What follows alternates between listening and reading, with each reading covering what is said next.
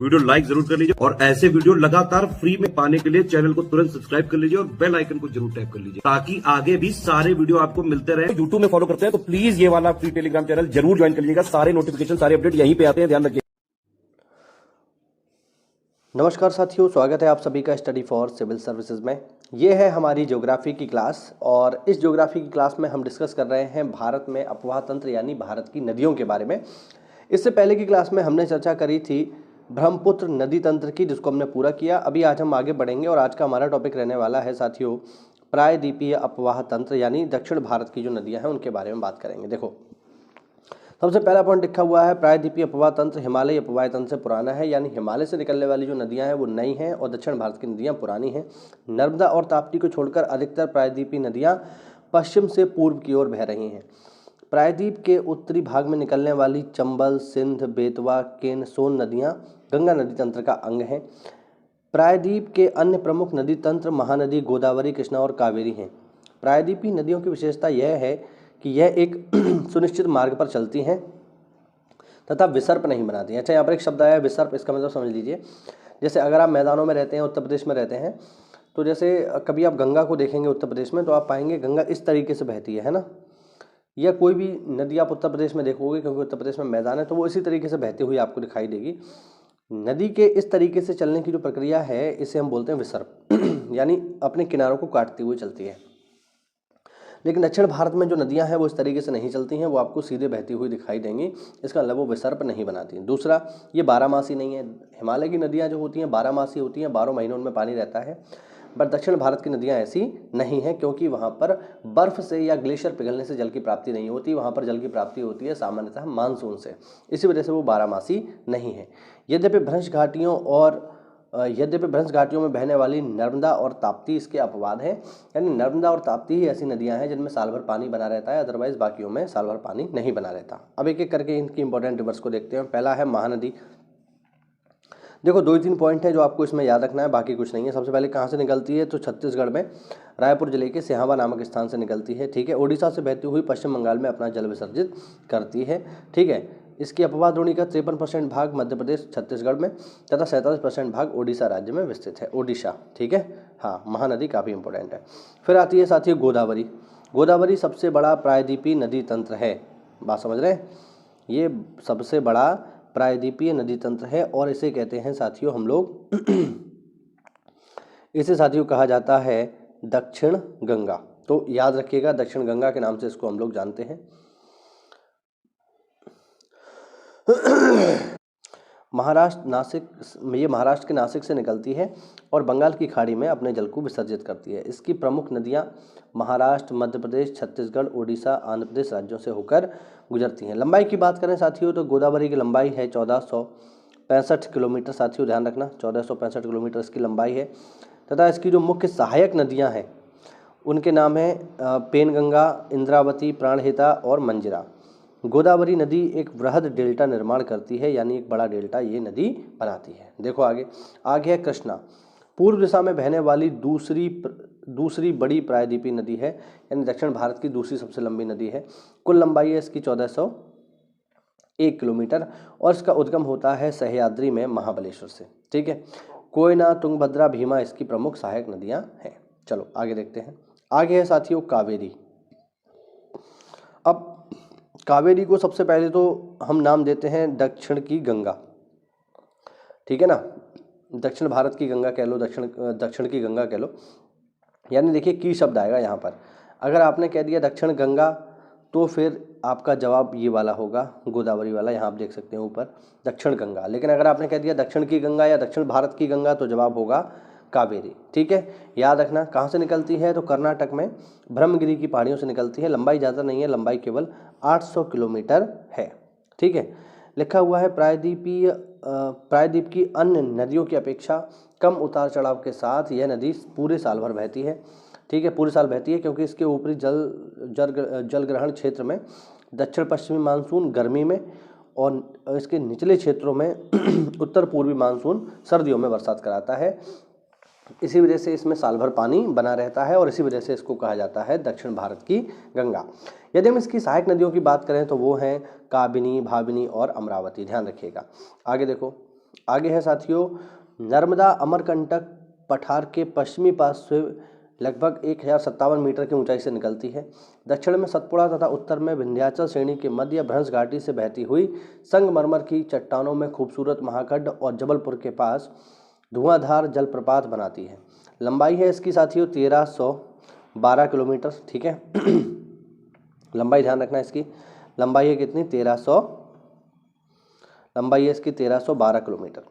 इसके बाद इतनी दूरी तय करने के बाद भड़ौच के निकट ये जो है ये जाकर के अरब सागर में मिल जाती है तथा 27 किलोमीटर लंबा ज्वार नद मुख बनाती है। देखो ये बात आपको ध्यान रखनी चाहिए कि जो नर्मदा नदी है ये डेल्टा नहीं बनाती बल्कि ये बनाती है ज्वार नद मुख, ध्यान रखना। और नर्मदा नदी पर ही बना हुआ है साथियों सरदार सरोवर बांध और इसी सरदार सरोवर के पास बना हुआ है स्टैचू ऑफ यूनिटी। चलो आगे देखो साथियों, आगे है ताप्ती पश्चिम दिशा में बहने वाली एक अन्य महत्वपूर्ण नदी है। यह मध्य प्रदेश के बैतूल जिले से, मतलब बैतूल जिले में एक जगह है मुल्ताई, वहाँ से निकलती है। अरावली के पश्चिम में लूनी राजस्थान का सबसे बड़ा नदी तंत्र है। यह पुष्कर के समीप दो धाराओं सरस्वती और सागरमती के रूप में उत्पन्न होती है जो गोविंदगढ़ के निकट आपस में मिल जाती हैं। यहाँ से यह नदी अरावली पहाड़ियों से निकलती है और लूनी कहलाती है। ठीक है साथियों, आगे यदि हम देखें तो पश्चिम की ओर बहने वाली जो अन्य छोटी छोटी नदियां हैं उनकी भी बात कर लेते हैं। आगे देखें साथियों तो पश्चिम की ओर बहने वाली जो अन्य नदियां हैं उनमें है शेत्रुनिजी, एक ऐसी नदी है जो अमरावती जिले में डल कहवा से निकलती है। भद्रा नदी राजकोट के अनियाली गांव के निकट निकलती है। ठीक है, आगे है ढाढर नदी पंचमहल जिले के घटार गांव से निकलती है तथा साबरमती और माही गुजरात की दो प्रसिद्ध नदियां हैं।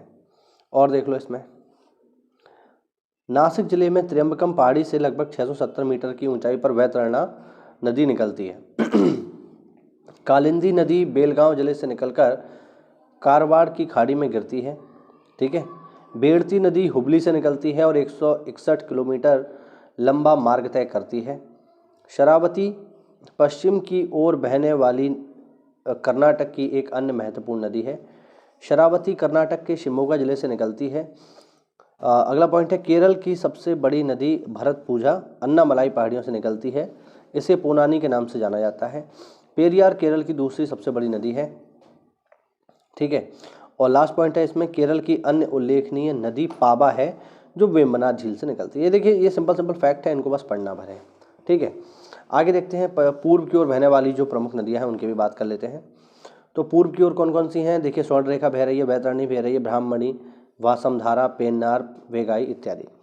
ठीक है, अरावली के पश्चिम में लूनी राजस्थान का सबसे बड़ा नदी तंत्र है। यह पुष्कर के समीप दो धाराओं सरस्वती और सागरमती के रूप में उत्पन्न होती है। इस पॉइंट को हम लोगों ने पढ़ लिया है। ठीक है, प्रायद्वीपीय भारत की अन्य प्रमुख नदियों का उद्गम पश्चिमी घाट से ही होता है। पश्चिमी घाट से निकलकर पूर्व की ओर प्रवाहित होने वाली नदियां लंबे मार्ग का अनुसरण करती हैं तथा डेल्टा भी बनाती हैं। ठीक, आप मुझे कमेंट करके बताइए विश्व का सबसे बड़ा नदी डेल्टा कौन सा है। पश्चिमी घाट से निकलकर पश्चिम की ओर प्रवाहित होने वाली नदियां कठोर चट्टानों से होकर प्रवाहित होती हैं तथा छोटे मार्ग का अनुसरण करती हैं। ठीक है, ये इंपॉर्टेंट फैक्ट है, इनको ध्यान रखिएगा। हाँ, ये नदियां इसी कारण डेल्टा निर्माण नहीं कर पाती। ठीक है, प्रायद्वीपीय भारत की सभी नदियां बंगाल की खाड़ी में गिरती हैं परंतु नर्मदा या ताप्ती अरब सागर में मिलती हैं। इसका प्रमुख कारण ये है कि ये नदियां पठार के ढाल का अनुसरण ना करके भ्रंश से प्रवाहित होती हैं, यानी गड्ढे से प्रवाहित होती हैं। ठीक है, नर्मदा नदी का पश्चिम की ओर बहाव का कारण भ्रंश घाटी से प्रभावित होना है। भ्रंश घाटी से प्रभावित होना ही है, मतलब आगे लिखा हुआ है नर्मदा विंध्याचल और सतपुड़ा के बीच में बहती है तथा मध्य भारत में भूमि का ढलान पूर्व की ओर है, लेकिन ये बह रही है पश्चिम की ओर। ये इंपॉर्टेंट बात है। ठीक है, नर्मदा अपने मुहाने पर डेल्टा निर्माण नहीं करती। इसका प्रमुख कारण है वे भ्रंश घाटी से होकर प्रवाहित करती है। ये सब पेपर में पूछे जाने वाले पॉइंट है। पेपर में पूछेगा आपसे कि बताइए नर्मदा डेल्टा क्यों नहीं बनाती, तो उसमें आपको ऑप्शन दिखाई देगा क्योंकि ये भ्रंश से होकर बह रही है, गड्ढे से होकर बह रही है, इस वजह से नहीं बनाती। प्रायद्वीपीय भारत में पूर्व में बहने वाली नदियों का उत्तर से दक्षिण क्रम है साथियों। सुवर्ण रेखा, महानदी, गोदावरी, कृष्णा, पेन्नार, कावेरी और वेगाई। ये पेपर में पूछा गया प्रश्न है। भारत का अपवाह मानचित्र देखने से स्पष्ट हो जाता है कि सुवर्ण रेखा सबसे उत्तरी भाग की ओर तथा वेगाई सबसे दक्षिणी भाग की ओर प्रवाहित हो रही है। ठीक है, हाँ, और देख लो अच्छा इसमें थोड़ा सा। चलिए अन्य जो नदियां हैं उनको भी देख लेते हैं। आगे देखिए, यह है सुवर्ण रेखा नदी, कहाँ से उत्पन्न होती है? रांची के पठार से उत्पन्न होती है तथा ओडिशा पश्चिम बंगाल के बीच सीमा बनाती है। ब्राह्मणी को देख लो कहाँ से निकलती है? राउरकेला से निकलती है। कोयल तथा शंख नदियों के मुहाने से अस्तित्व में आती है। यह व्हीलर द्वीप के पास बंगाल की खाड़ी में गिर जाती है। पंबा देखिए अन्नामलाई की पहाड़ियों से निकलती है तथा केरल से बहती हुई बिमरा झील में समाप्त हो जाती है। ठीक है, आगे देख लो। आगे साथियों, लूनी नदी कहाँ से निकलती है? अजमेर राजस्थान से निकलती है तथा कच्छ के रण में विलीन हो जाती है। शरावती कर्नाटक के शिमोगा जिले से निकलती है तथा गरसोप्पा या जोग जलप्रपात इसी नदी पर है। भरत पूजा के बारे में हमने पढ़ी लिया, केरल की सबसे बड़ी नदी है। अब ये इंपॉर्टेंट डेटा है, इसको देख लो। यहाँ पे भारत के सबसे बड़े जो नदी बेसिन है उनके बारे में जानकारी दी गई है। तो सबसे बड़ा नदी बेसिन है गंगा, फिर सिंधु, फिर गोदावरी और फिर कृष्णा। अच्छा, यहाँ पर शब्द आया है नदी बेसिन, इसका क्या मतलब होता है समझ लीजिए। नदी बेसिन का अर्थ होता है साथियों वह स्थान जहाँ से होकर नदी बहती है या नदी के किनारे का जो उपजाऊ इलाका होता है उसको बोलते हैं हम लोग नदी बेसिन। ठीक है, तो इसके दो पार्ट आएंगे साथियों। इसका पहला पार्ट है, इसके पहले पार्ट में हमने इनको कवर किया, अगले पार्ट में हम इसके आगे चर्चा करेंगे। उम्मीद करता हूँ वीडियो में आपको कोई नई जानकारी मिली होगी। तो ऐसा है तो वीडियो को लाइक करिए और इस शानदार PDF को अगर आप प्राप्त करना चाहते हैं या हमसे जुड़ना चाहते हैं साथियों, तो इन नंबर्स पर कॉल करके आप हमसे जुड़ सकते हैं। मिलते हैं अगली क्लास में, तब तक के लिए जय हिंद, जय भारत, वंदे मातरम।